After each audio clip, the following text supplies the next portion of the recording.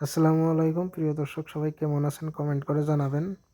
আজকে আমার বউয়ে হাঁস খাইতে চাইছিল, তাই এক বাজারে বিশাল বড় একটা বাজারে আসলাম, তা হাঁস নাই, সব লোকাল মুরগি আর ব্রয়লার দিয়ে ভর্তি করা বাজারে। তো এই বাজারে তো পাইলামই না, আর এখানে যাওয়া ধরছিলাম এইরকম বৃষ্টি মেঘে পরে আর এক বাড়িতে উঠছিলাম। তারপরে বৃষ্টি কমার পরে আবার আর এক বাজারে রওনা দিতেছি। আমার শালা উঠলো গাড়িতে, এখন স্কুটি স্টার্ট দিয়ে আবার রওনা দিলাম। তো দেখি সামনে আবার হাঁস পাই না নাই। এটা আবার ছোট বাজার, অত বড় বাজার না আর কি, এমনি সেন্টারের মতো পাওয়া যায়। তো এখানে পাইলাম আর কি, দেখি হাঁস আছে না নাই।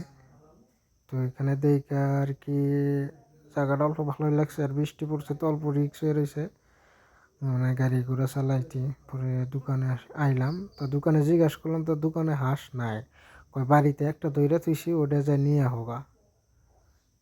দাম দর হইস করবার কথা কইলাম, তা তো হইলই না, যে হাঁস নিয়ে আইলো বাড়িতে থেকে। তো দাম চাই বহুত। তো আমি আবার কইছি যে কয় কেজি আছে হাঁসটা, এই কয় যে বহুত আছে। আমি কইলাম তাও একবার মাপো, এই হাঁস যে দাম চাইছ মানে কুত্তাহানি ওজন আছে, এটা দেখলিহে দিশা বাজাইব। এত দাম চাইছে, তা দেখি যে না মোটামুটি একরকম ভালোই আছে ওজনটা। তো হাঁসটা নিলাম আর কি, নিয়ে আবার বাড়ির দিকে রওনা দিছি। তো বাড়িতে আইসে হাঁসটা থুইছি, আর বাইন্দা দিছিল না, পাও গেল গা। তো এখন টেনশন কোন ফেলে বাজায়, পরে এটা আবার দাউড়ায় দৌড়ে ধরবার চেষ্টা করতেছি, দেখি ধরা যায় না নাই। হাঁস তো ডরাইতেছে, অবশেষে ধরলাম। আর কেউ ধরতে পারলো না, আমি তো ধরলাম আর কি। তো ধরে আমার বউয়ের হাতে দিলাম, আমার বউ তো তামাম খুশি হাঁসটা দেখা, খাবো আর কি, খাবার চাইছে তো। তো অনেক আনছিও বহুত ভালো হাঁস দেখে। তো আমার বউ বহুত খুশি হয়েছে হাঁসটা দেখে। তো আবার হাঁস আনলাম দিকে আবার অটোমেটিক বুদ্ধি বাই করছি, এনে রুটি রুটি বানাবো।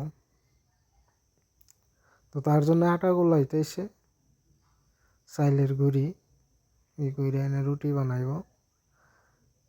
তো রুটি বানাবার নিয়ে এনে বহুত হাঁস খাব্য হয়েছে আর কি, কিন্তু সেইগুলো তো আর আপনাদের বললাম না। তো আমি তো বলতাইছি আর কি, দেখেন রুটি বানাইতেও বহুত ঝামেলা আর কি। আমি মানাই করছিলাম যে থাকতে আজকে কিছু করা লাগবো না। তো আমার একটা আত্মীয় আছে, আত্মীয় কয় না বানাই দিই, জামাই আইসে যদি হাঁস আছে তো বানাই দিই রুটি।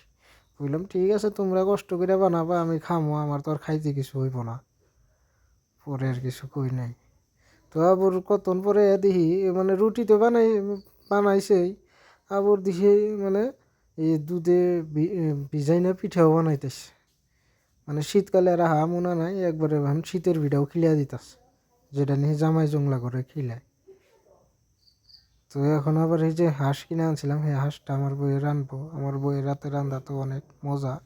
তো আমি আবার জেনেই যাই, যদি স্টিবারে যাই তো আমার বইয়ে রান্ধে, জানে আর কি যে বেলেগের হাতে রান্দা বেশি পছন্দ করে না, আর ভালো লাগে না আর কি। সেই জন্য আমার বইয়ে রান্ধে আর কি, কষ্ট হইলে অল্প নিজে রাইন্দা দেওয়ার জন্যই চেষ্টাটা করে।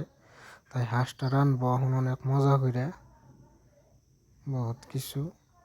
এনে দেখেন আবার বলে খাসির মাংস বানছে, এটা তো জানি না, এটা আমার শালির বানাইছে। শালিকে সুন্দর করে বানাইছে খাসির মাংসটা, ওটাও সুন্দর। আবার দেখেন এই যে রুটিও বানাইতেছে, ওইরকম একটা রুটি বানাইতেছে, এটা বলে আমারে দিব, আমি তো আবার এত বড় রুটি খাই না। ও দেখেন হাঁসের মাংস বানানোর জন্য সব কিছু রেডি করে দিতেছে, দিব আর কি। তো পেঁয়াজ মশলা যা লাগে সব কিছু দিয়ে তেলে ভাজতেছে।